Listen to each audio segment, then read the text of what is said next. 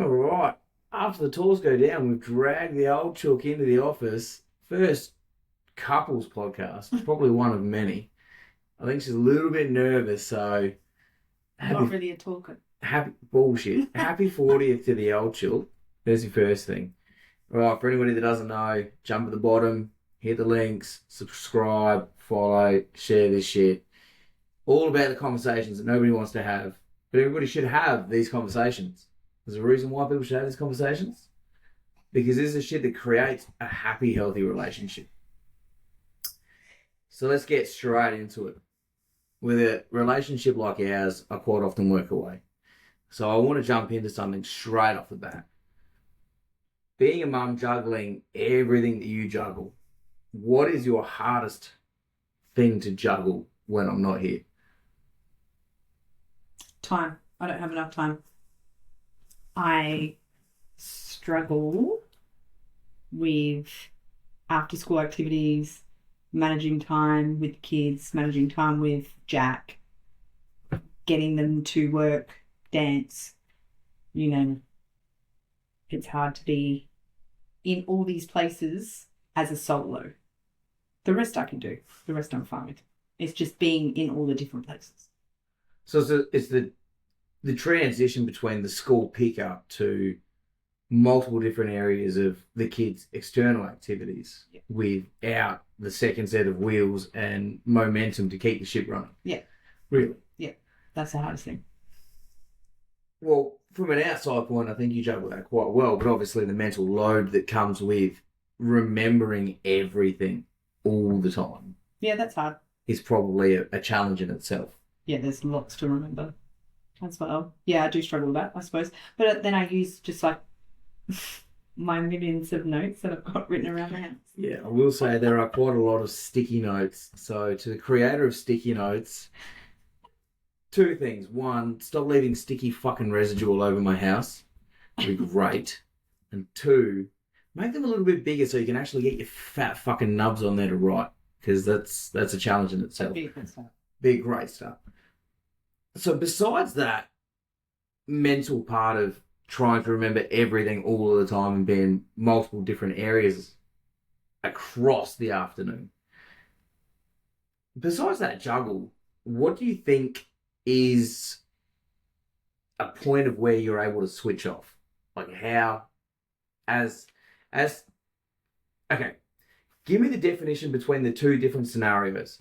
Me being home and the ability to switch off and what that looks like, and me not being here and what you think the triggers are of why you can't switch off once the running around is done. I genuinely said this to my friend the other day. I turn off the minute that you are here.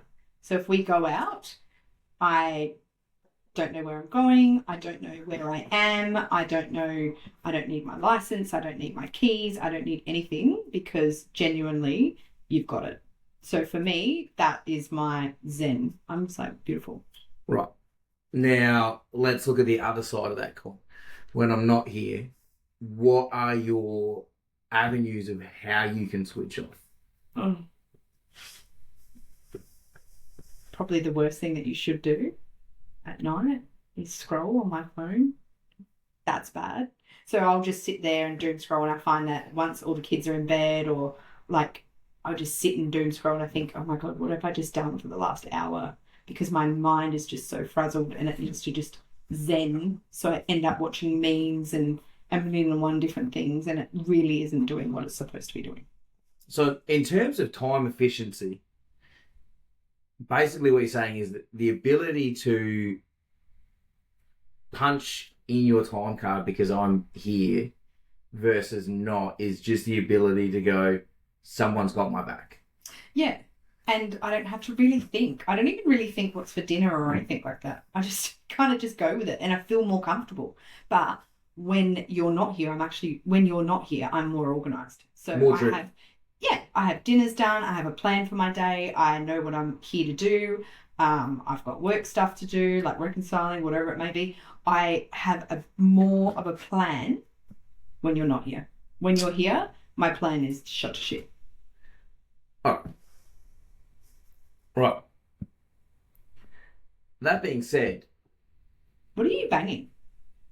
It's my clicker. There's too much banging. Oh, it's my clicker. Well, you need to See, knock it off. these are those conversations. What's that banging? I can hear it in here or Right. here. It's annoying me. It's probably your foot tapping. No, it's your microphone. Anyway, see that's how you know this is real. See, you just tapped then. Did you hear it? I didn't tap Stop anything. tapping. Just Okay. sit still. You tap too much. So that being said, what you're saying is your structure when I'm not here is based on the fact that no one's coming to save you.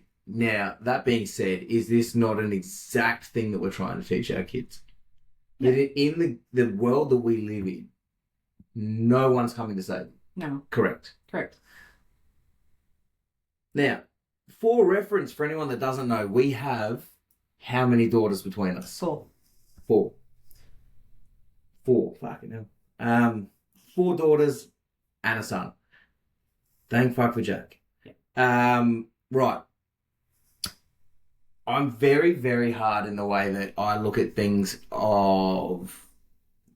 Our girls will quite often say the same thing. Dad, no one's... You don't think anyone's ever good enough for us, correct? Yeah. And mums have a different look on things that says, oh, he's such a nice boy, correct? Yes. Here's one of those hard conversations. How do you ever expect a dad to think someone's good enough for their daughter? What's your idea in why us as men should think in a way that you think? I don't think you ever will because we're designed differently. So you're there to protect the girls, whereas, as am I, but I think that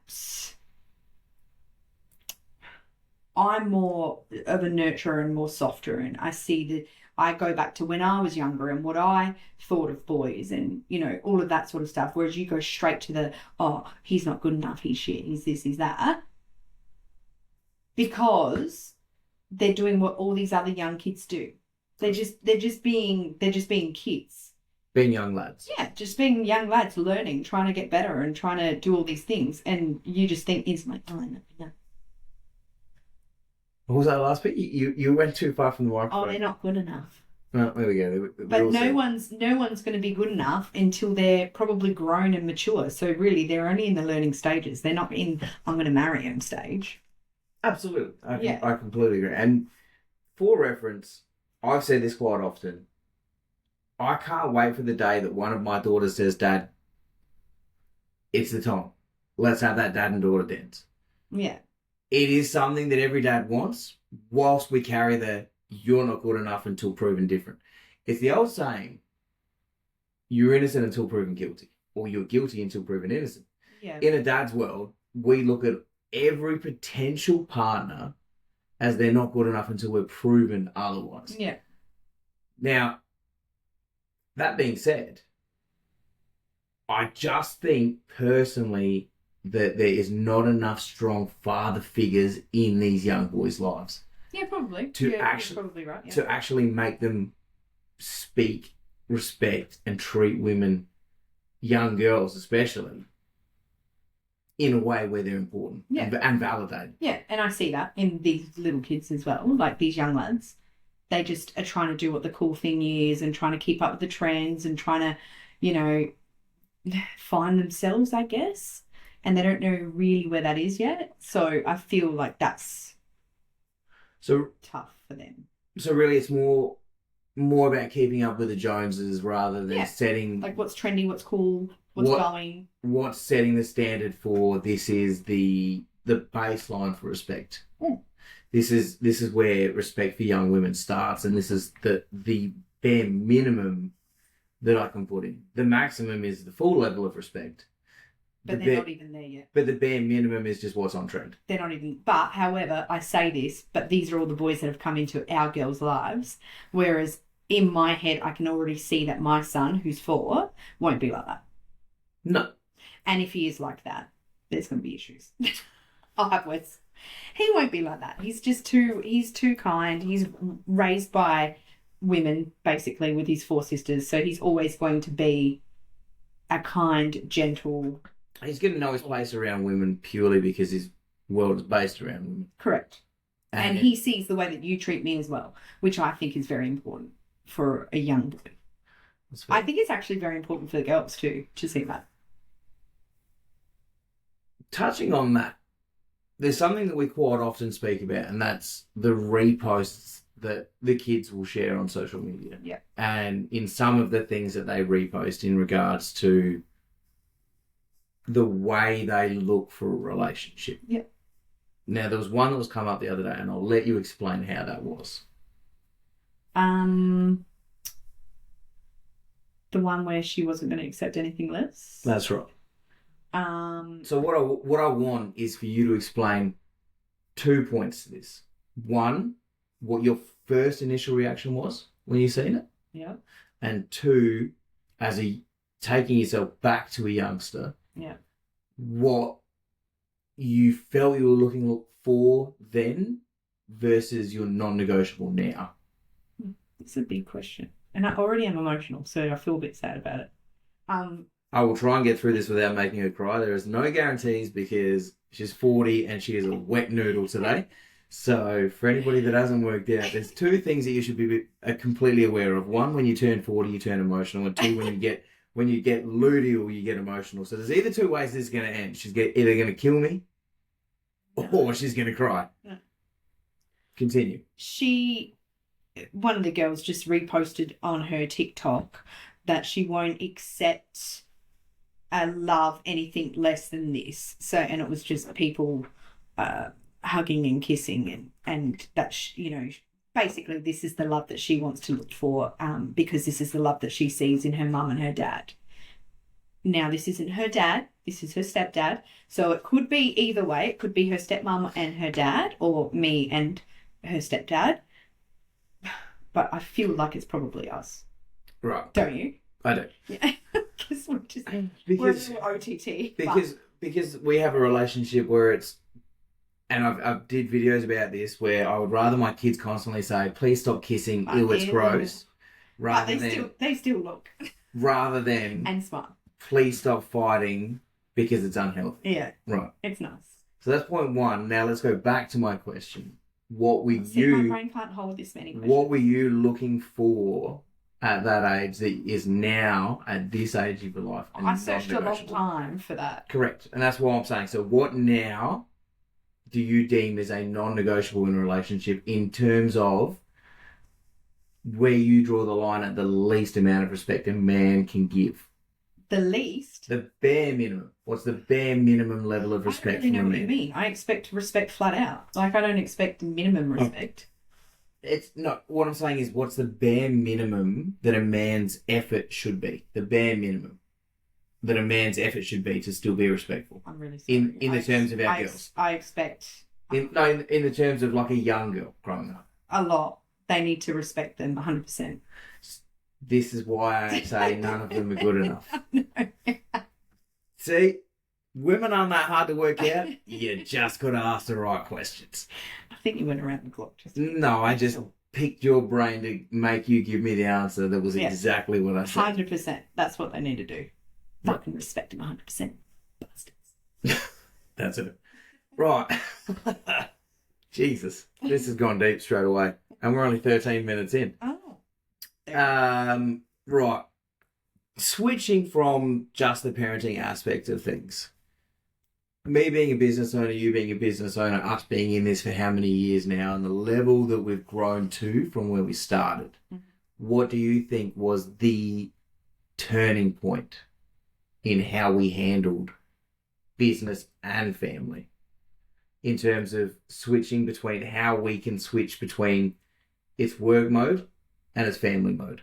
How do you draw the line? I don't really know. You don't think there's a switch? You can just float between them? You come home and some days you're just like, I can just tell you're just like flat out, you've got calls, and I think I just accept it. So I understand that if you're in the office, you've got work to do. That's life. Like if you're home from work, it doesn't mean you're home.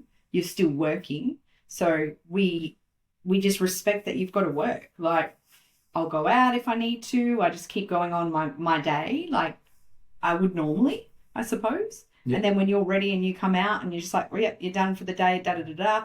I'm like, sick, beautiful. All right, I'm going to go get some dinner. I'm making this for dinner or blah, blah, blah. You know what I mean? Yep.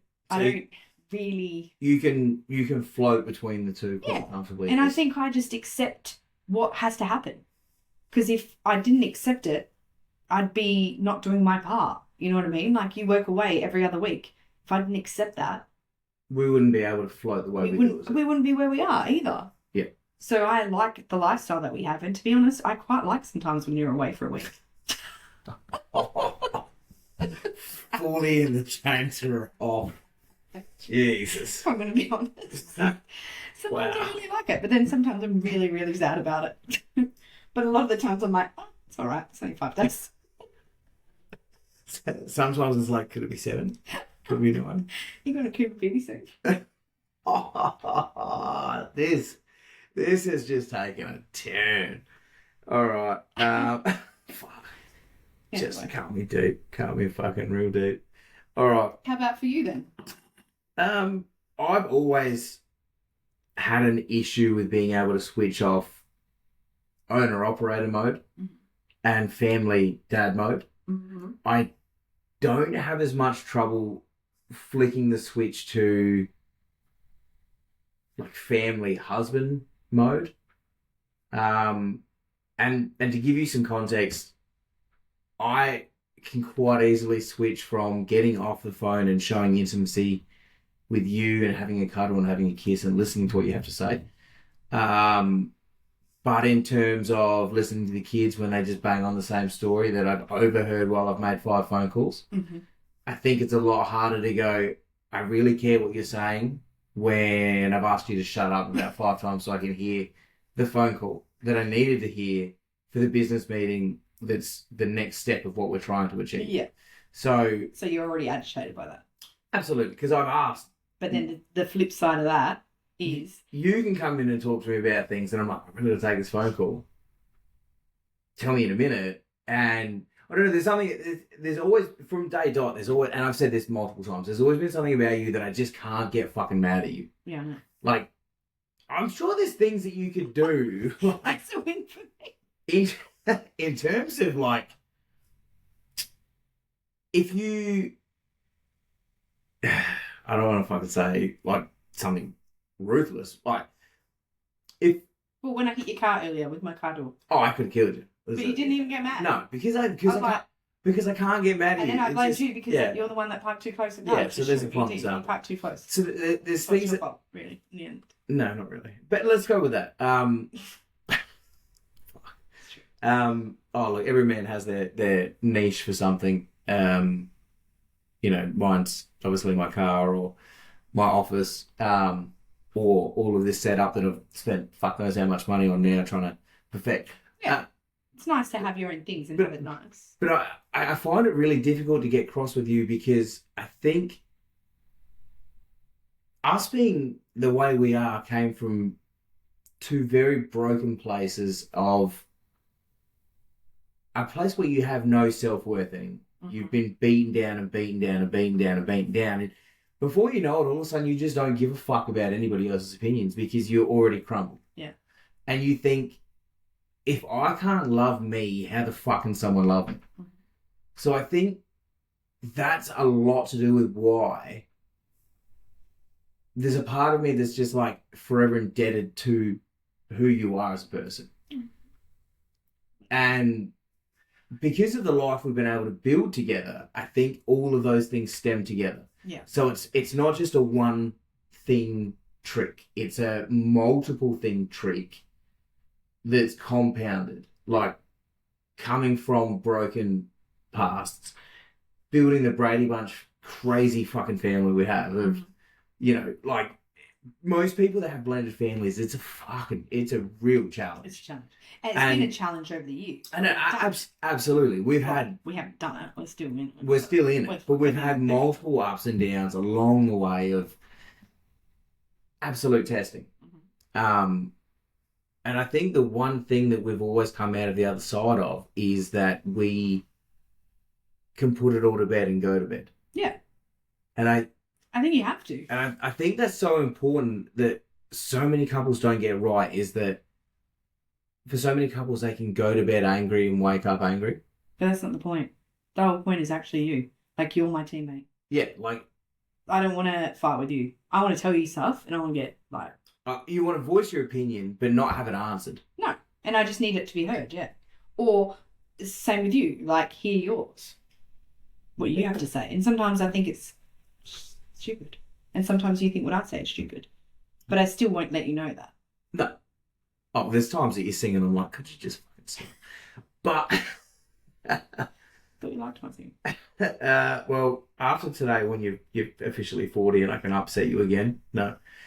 But I think this is also like when we first got together, this obviously wasn't a fucking thing.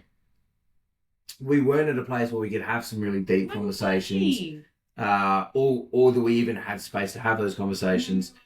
But I think one thing that is safe to say from all of this, and I've mentioned this numerous times in my other posts, is that the honeymoon phase of a relationship only dies when both people are ready to put it to bed. I actually feel like we're more in a honeymoon phase sometimes now than what we used to be.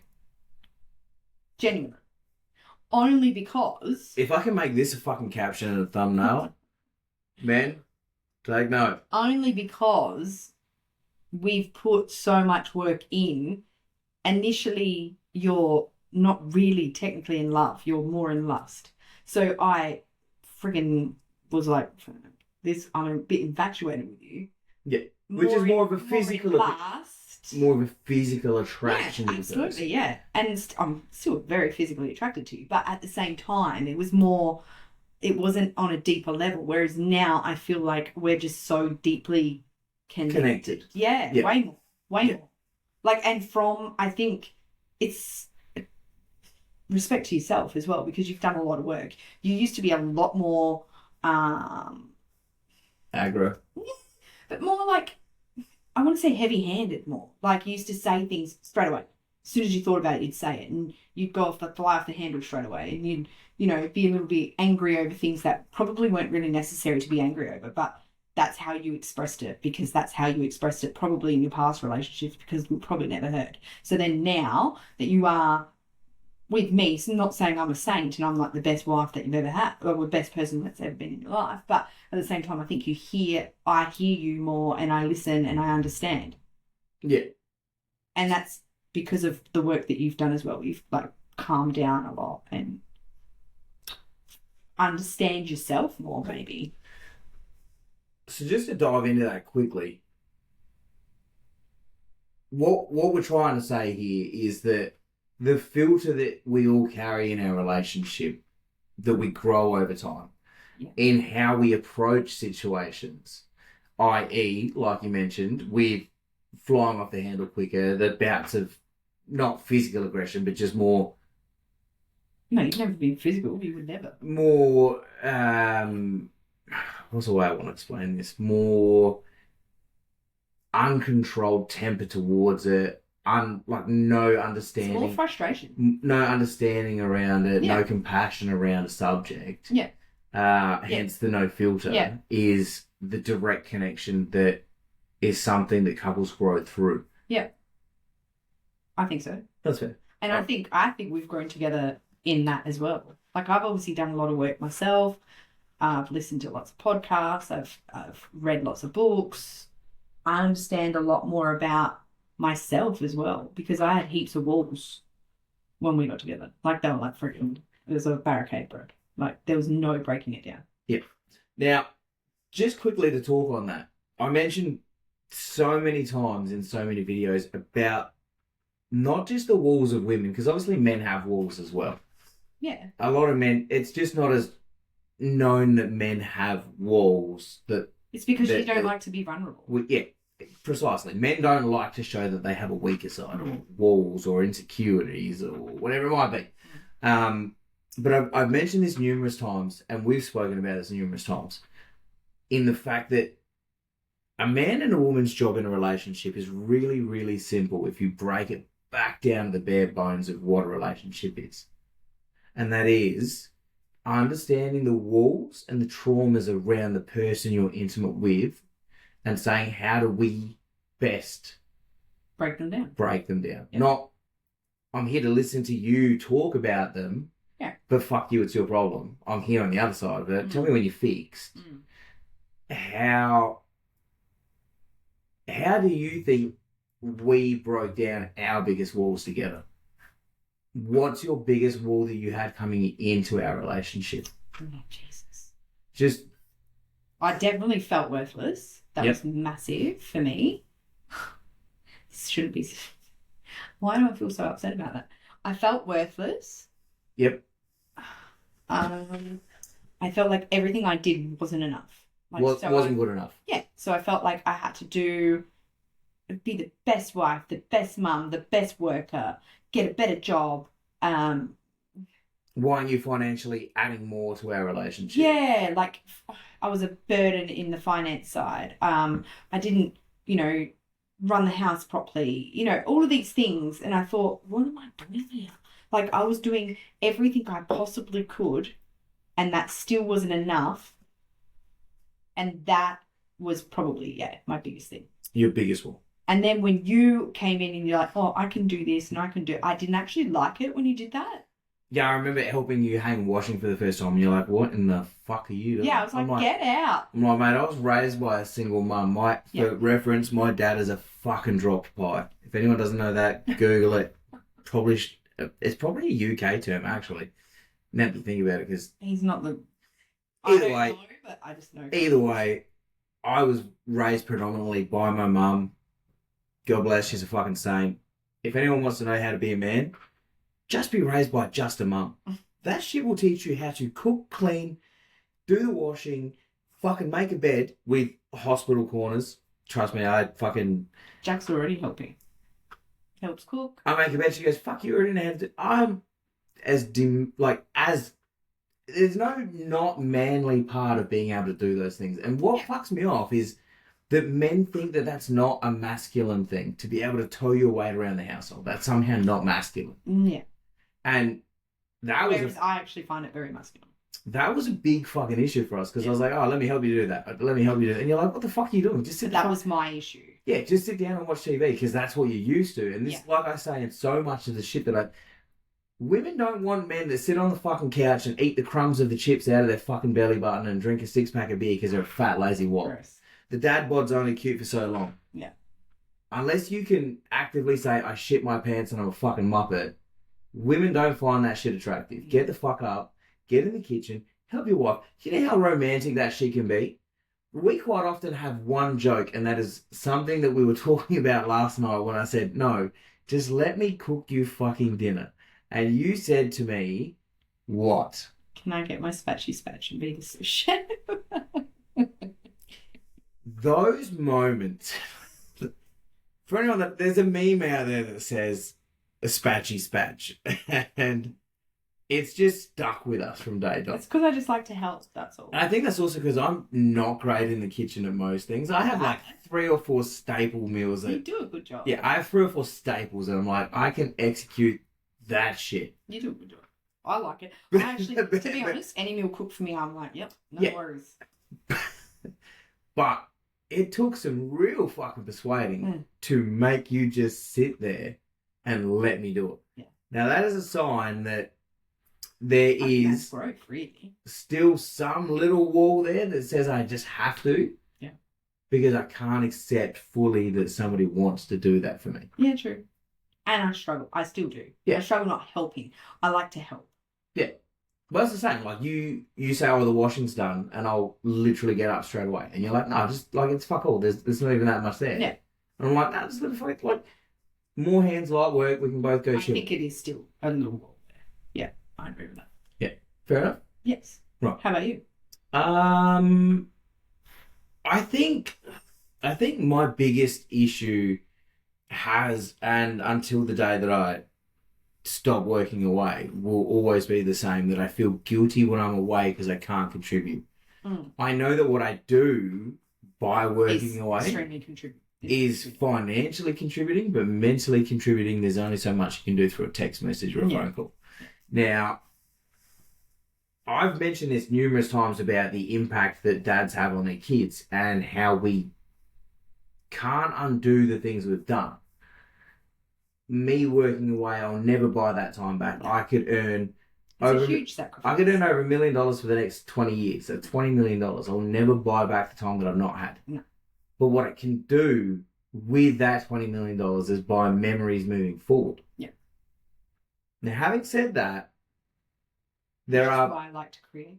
there are plenty of times where I don't want to spend fucking money, but we do, because there's a great saying, and I think there's so many memes that you've sent me that says you can't take money with you when you die, and if you're too scared to pull the trigger and book that holiday, you might as well stop having memories. Correct.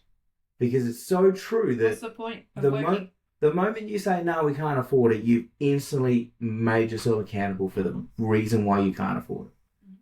Correct? Yeah. Now, I know that everybody that's listening to this has some sort of financial fucking burden. Everybody is struggling with something financial at the moment. But what I constantly say is look at every fucking Uber driver that brings you your meal because you're too lazy to get off your ass and cook it. Everyone can do a 9 to 5. It's the fuckwits that do the 5 to 9 that make the difference. They go the extra mile because they want to make a memory. So they level up. I work away because I know that what I can do in 5 days away versus what I can do 5 days driving up and back, losing the time. And even what you can do 5 days here, locally. It's completely different. Yeah, well, that's right. But it doesn't take a business owner to make more money. No. It takes someone that's calculated and smart enough to realise the world could stop printing money, but there's still enough in circulation that you can get more if you work fucking harder for it. And it's not work physically harder. It's work mentally smarter. Yeah. Okay. Now, to put that in context, in the last 3 years of our relationship, we have literally done some incredible fucking things as a relationship. Shit that I had things in my head that I thought would never fucking happen. I thought would never be something that I would ever conquer. And the things that you had already done. Like what? You had already bought more than one house before we got together. Correct, yeah. What you hadn't done is bought a brand new car, but you bought 2 houses. Yeah. You never bought a brand new house or built a house, but you bought 2 houses. And for the biggest part of my life, I thought, fuck, I'm just not cut out for this shit. I am swallowed in debt constantly. I'm constantly chasing my tail and I'm making the wrong choice at every fucking turn. But with the right woman, man, it is fucking possible. We have built a brand new home, bought a fucking investment property. I bought multiple brand new utes and got married, gone overseas, God knows how many times, got Bali belly, lost 7 kilos from that fucking shit. Anything is possible. Excuse the pun. It is all possible. The only downside was Bali belly. But again, I didn't even have a fucking passport when we got together. No. I didn't even know you actually had to pay for a passport, to be honest. I thought that shit was free. I thought it was like a Medicare card. I laugh and that's not very nice. I thought it was a Medicare card. I was like, well, you just fucking apply for it. You just take fucking happy snap of your head and boom. There you go. You can leave the fucking country. No, not the case. And for anyone listening, that shit costs money. Now, what I want to fucking talk on is something that's massive to my wife, and I think it's so fucking important. And we spoke about this earlier in memories. There's a memory that's about to be made, and it's only a few weeks out. You can see the smile already. She knows what I'm talking about. I'll let you explain first what that memory is that I'm talking about. We're taking all the kids away on a cruise. They're going to be so happy. And to be honest, I'm already upset. See? Because it makes me happy that they're going to be happy. Is there a fucking filter on this podcast thing where I can like dub out crying? Because I reckon I've just like struck the I just match. want them to be happy. That's my biggest thing. That's a value. Is that what we call it? Let's go with that. A value for me. It's my family. And then being happy and having a good time. And creating memories. It's very special. Right. Now, we've had this conversation around our dinner table. How many times leading up to this cruise? What to expect? Recently, quite a few. Since booking it. I don't know, half a dozen times, a dozen times maybe. And it's amplifying more and more as we get closer and They're closer getting and closer. so excited. Right. But it's only like 20 days away. So they're so excited. Time to help. Anyway, I feel like I'm naturally born to just be a fucking negative person. Like I wake up and I'm negative. I'm fucking... But you say that that's what I'm like. Yeah, I do. Look, My point. I don't want to be. My point is this. I feel like I'm naturally a negative person until proven otherwise. The reason why I say that is because I think growing up, I didn't have a lot to be optimistic about. And I think you were probably let down a lot. Yeah, I think I was. And what I've come to realize is that what I did a lot through my childhood was skim past things that were important and fixate on things that weren't. So I knew my dad was a fucking drop pie. I knew that he didn't really give a fuck. But I you knew, kept trying. and I kept trying. Yeah. And I wasted all of that energy on that. And what I did in wasting all of that energy on that was actually took away from the amount that my mum did do.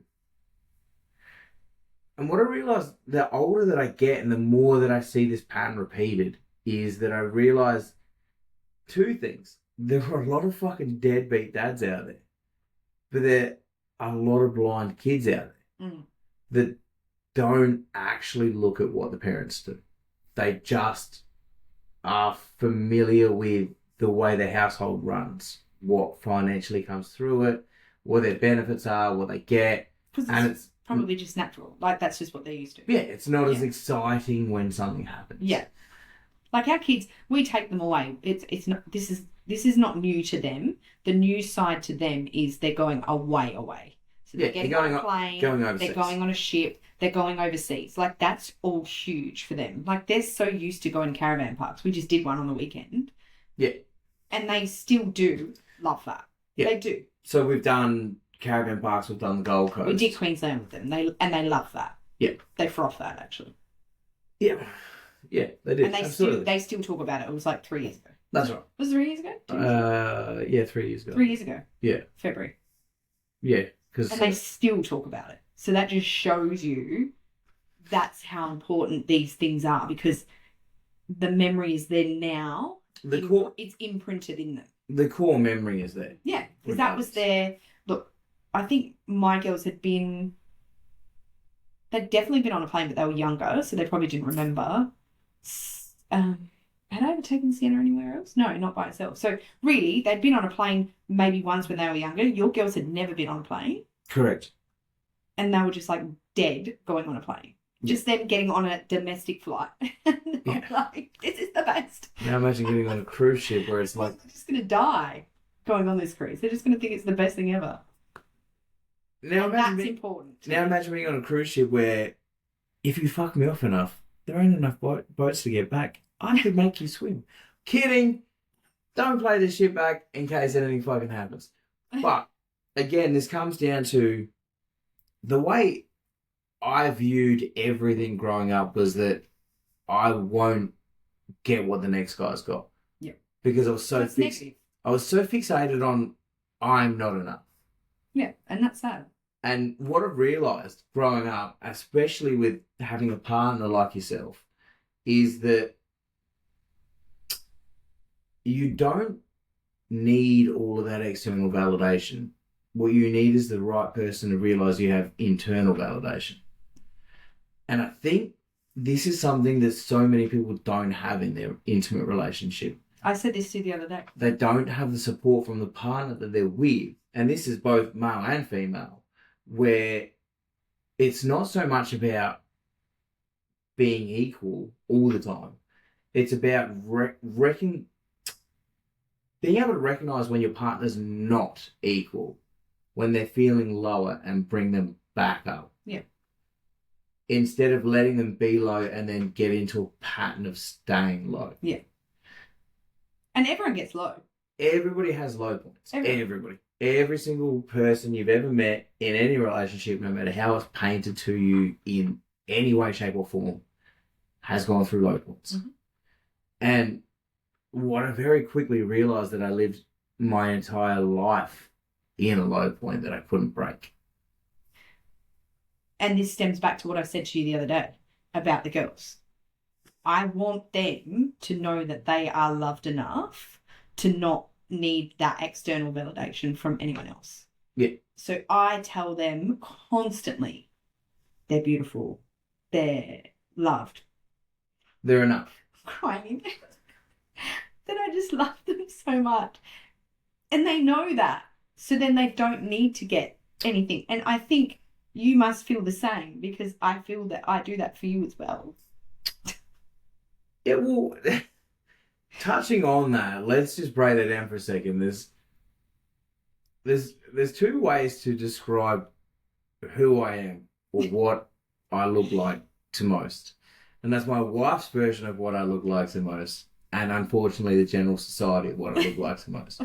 And to the most part of the general society, I'm a bald, covered in tattoos, standoffish looking person Angry bloke. that doesn't really want to engage. Yeah. To my wife, I'm the exact opposite. But the point to that is, and we had this conversation only this afternoon in the car, I'll give anyone the time of day to talk to me about anything they want, providing I find some sort of common ground with that person. Yeah. And the reason why I say that is because I've quite often said to you, there's an issue that I have where if I think you're a fucking flog, or I don't agree with your morals and I don't agree with how you run your life, I'm not going to give you the knowledge that I have for you to fuck it up even more. Yeah.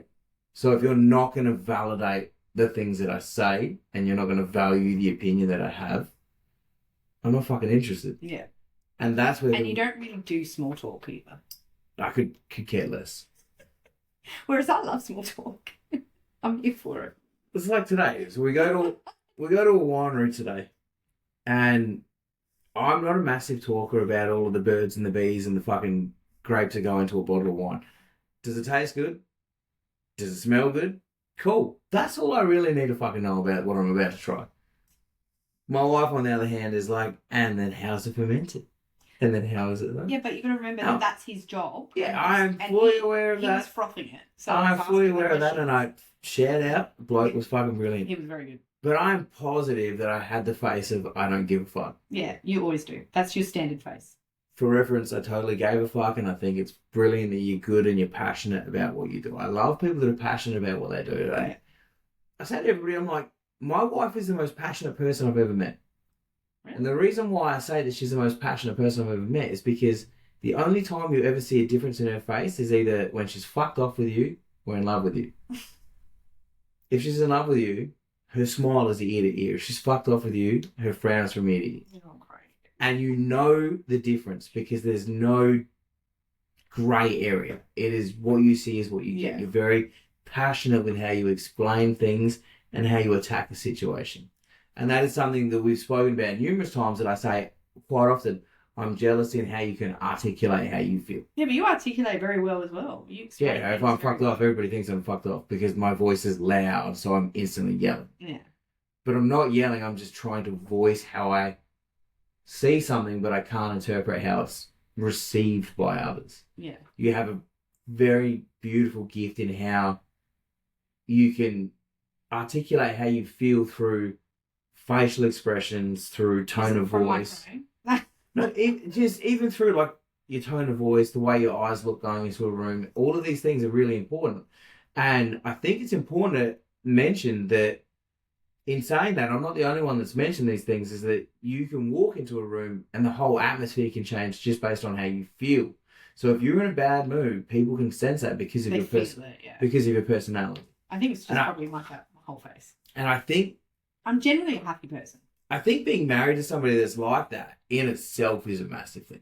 I think it teaches you a lot about yourself in how you hold your emotions and how you feel free to express your emotions. And I think that's something that us as a relationship is something that I didn't really understand prior. And the reason I think that's so important is because we've touched on this earlier that you've mentioned, I don't think you knew how to be loved. Correct. Or how to express love. No. I think you knew how to express it because you were very loving, but I don't think you were ever loved properly. And that's a very mean comment to say, but it's true. Right. Can you give me a little bit more on that?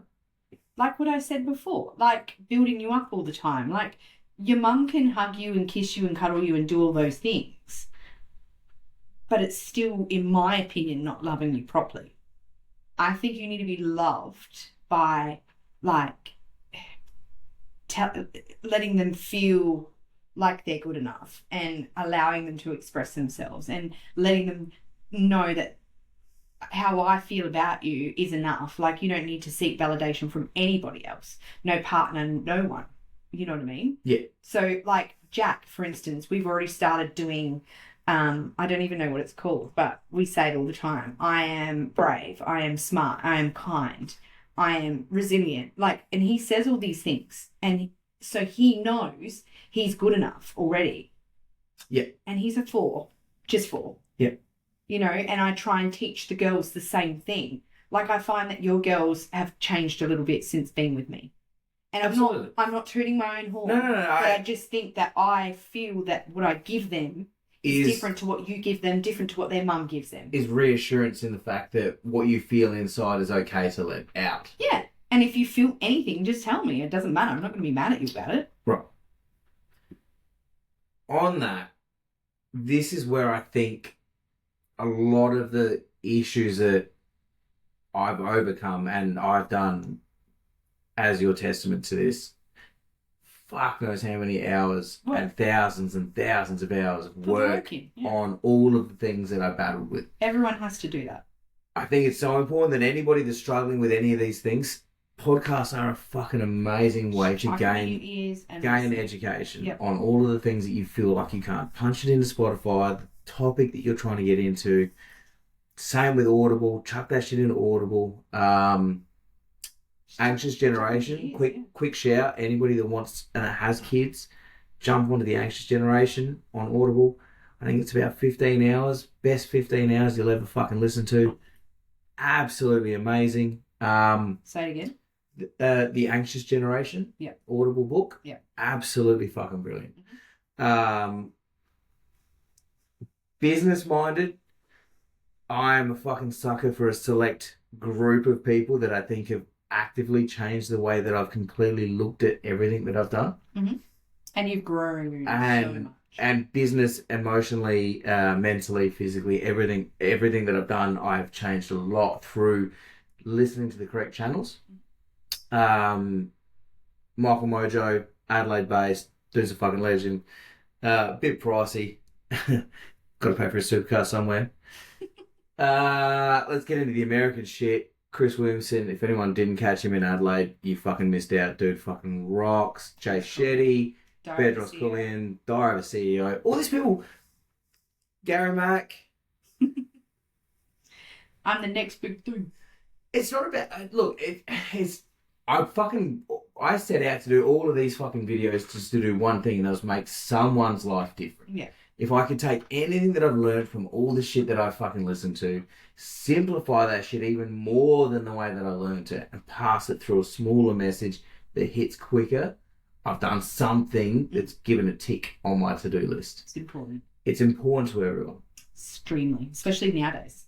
And that's why there's so much that you can listen to, and sometimes it's just overwhelming. Yeah, it's overwhelming. But if you catch up and you get to like the fucking next episode, and you get them on the daily release, that's how you keep on top. So just so you know. Anyway. But I think it's very important to realise that how you feel loved at the moment doesn't have to be for people that don't feel like they're truly loved or that they can truly express themselves. Doesn't have to be it. You don't have to fucking settle with feeling not enough. No, that's right. Now, but a lot of people do. That being said, the grass isn't always fucking green on the other side of the fence. So don't eat the grass on the other side of the fucking paddock. Just water your own. Water your own lawn. But if you're waking up every fucking day saying, what if, why am I feeling this way? Why am I fucking miserable? What do I need to do to change me? Mm-hmm. What would be your top 3? Because you've done change me that you went through. As in, when you hit rock bottom and you felt I'm not enough. Yeah. What would be your top 3 that you did that were non-negotiables to change how you started to view yourself? I don't really know. Like, I started to, well, a lot of it didn't come from me. A lot of it came from you. Like, you made me, when I was, is that what you mean? Yeah. So what were the things that triggered your mind to realise that life didn't have to be so black and white and you had to be stuck being not emotionally damaged, but I was definitely. basically emotionally damaged. I was 100% emotionally damaged. What twitched over in your mind to go, actually, fuck this shit, I am good enough. I do deserve to be fucking loved.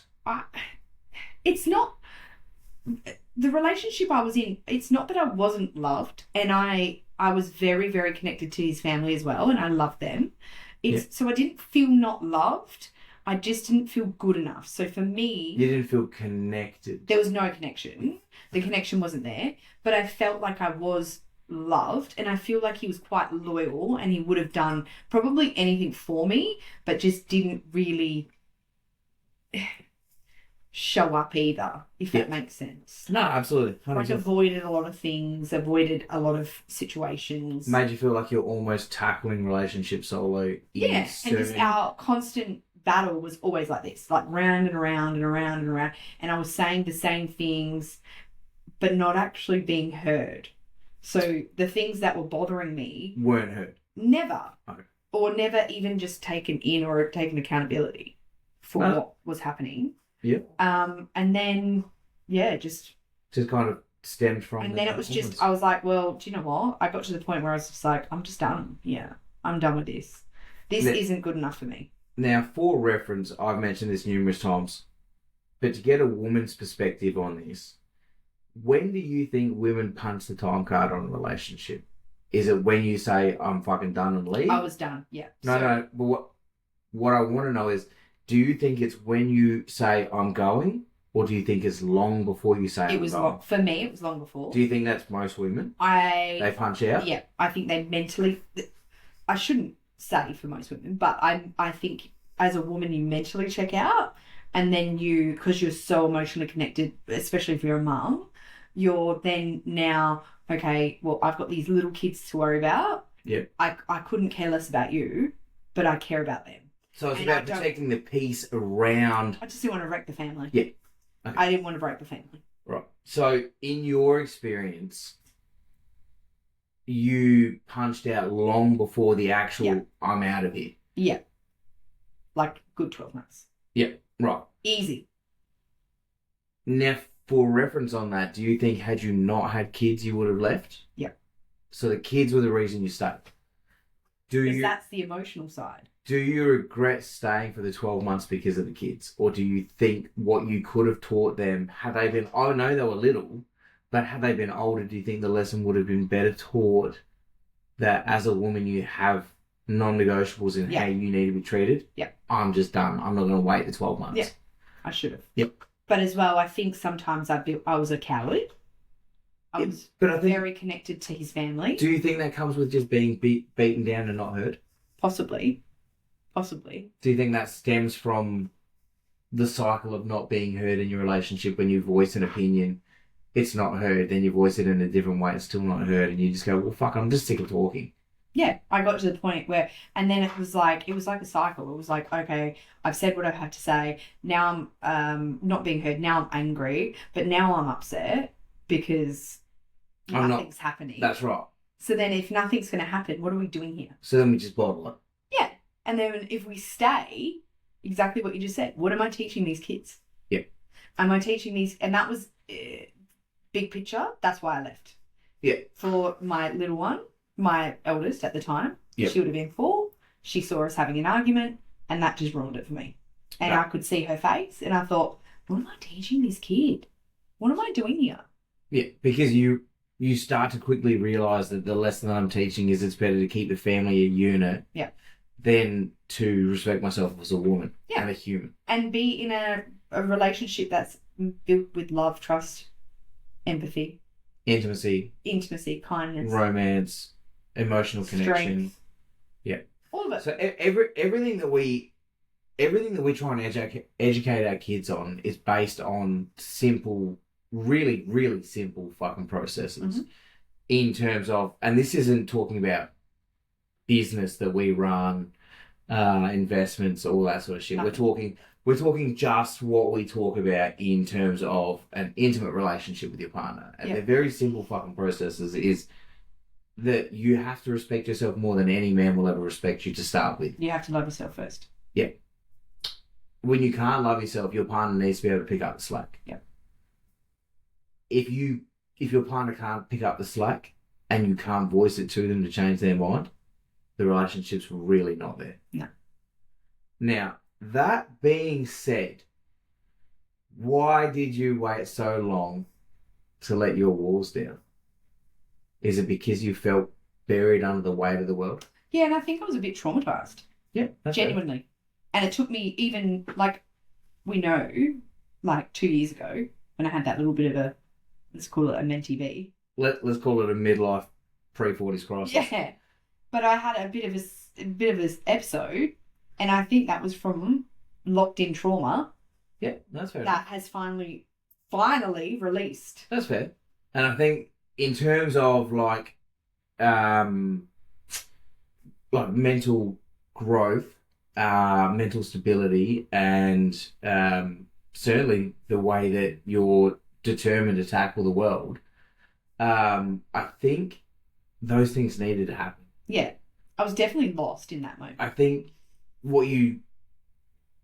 the struggles that you faced during that time was the way the world tests everybody in smaller doses. You just copped a fistful of it at the same fucking time. Now, Scary. absolutely, but we've said this numerous times, and for anybody that thinks the world's just out to fuck them with a cactus, my point is this: the world will only give you enough fuck you till you say fuck you back, and you rise. But I've always kind of been like that. I've always been a bit fuck you, and just been tough, like real tough exterior. Yeah, no, that's good. And now I'm like a puddle of piss. Oh.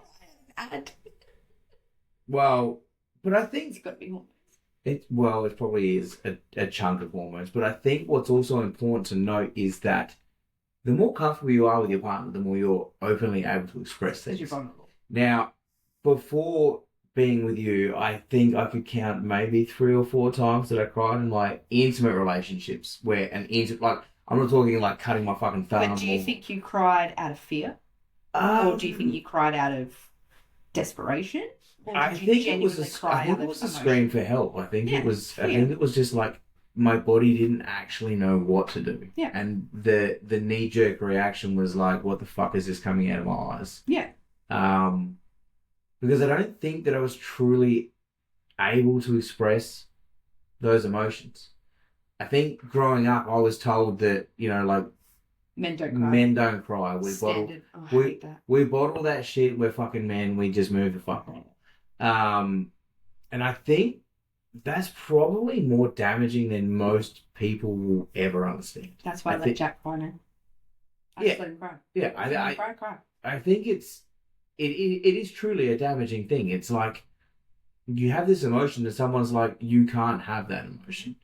And then over time, you're just like, It happens to girls as well. not to hang shit on my mum, but there's this one fucking saying that has stuck with me forever. I hate it. I'm going to hear it and I hate it. So I know exactly. What is it? Say it. Right. No, you say it. You do it better than me. Oh, we're at a stalemate here. It's the old saying that, is it bleeding? No, it ain't bleeding. Does it need a Band-Aid? No, it doesn't need a Band-Aid. Get the fuck up and move on. Yeah, I hate it. It's gross. And I think it's something that, as terrible as it is, I fucking stuck with that shit. If it ain't bleeding, you don't need a Band-Aid. Get the fuck up, dust yourself off and move on. But it's okay to be tough. But I think there's areas of my life that is absolutely fucking perfect. It's beneficial, of course. But I think the educating around how it was explained to me as a youngster was probably the part that was missing. Mm-hmm. I think had it have been actually explained to me that it's okay to express your emotions, but if you've just stacked it and you bunged your toe and it's not really bleeding and you just Get up. fucking carrying on like, come on man, you're a man, get up, like handle your shit and move the fuck on. And I don't like that. No, but I think there's ways that it is beneficial, but then You get up and you go and you get on with it all the time, and I like that. I do like that, but I don't like emotionally if you feel feeling locked out. if you feel upset or if you feel tired or if you feel like it's too much today. I hate that. Don't just keep it in. Yeah, Don't let put Band-Aid it out. on it. Yeah, let it out. Fucking just say it. Let it out. Because what you do is you're bottling that shit up, and all that's going to do is just rip you a new one. Exactly, and it will just make everything worse. Yeah, absolutely. Absolutely. So, and that's something that I think I've realised the longer I've been around is that that's more that I've had to unpack. Yeah. I've actually had to unpack things that I'm like, it didn't feel so big in the moment because of the way that I was able to bury it, but what I realised is because I was able to bury it, it was actually fucking worse than experiencing. Because once you bury it, you keep burying it, you bury it, it's going to explode. That's right. There's only a certain amount of time that pot isn't going to fucking explode. Yeah, it's like the kettle. It's only so long that the power can be on before that motherfucker's going to get a And I know that because of what happened. Yeah, and that's where I think that I'm like, doing what I've done and the lessons that I've learned and the information that I've sought out from really, really influential people that have done some fucking hard shit. Yeah. I've been able to just like take that cork out bit by bit and actually express how I felt. Yeah. And I think deep down, it's probably made me a better fucking dad. And certainly a better husband that's easier to be transparent in a relationship. Yep. Vulnerability is huge in men, and not many men have. I don't want to say no one, because lots of men have it, but there's so many men out there that just are too afraid to be vulnerable, and that's sad. Yeah, no, I agree. That's what they need to really, really work on. But do you think that that's because men... That's probably a root thing. But do you think that's because men were raised that men don't show emotion? Men raised by these boomers, yeah. Yeah, men don't show emotion. That's right. We are the fucking... And that's why the change has to start now, because if it doesn't, then we're just going to continue. We're going to end up with a whole bunch more of these fucking muscle-bred dickheads that think that men can't cry and kids can't have emotion. Yeah. Fair say? Agreed. Right. We're going to put a pin in it there for this episode.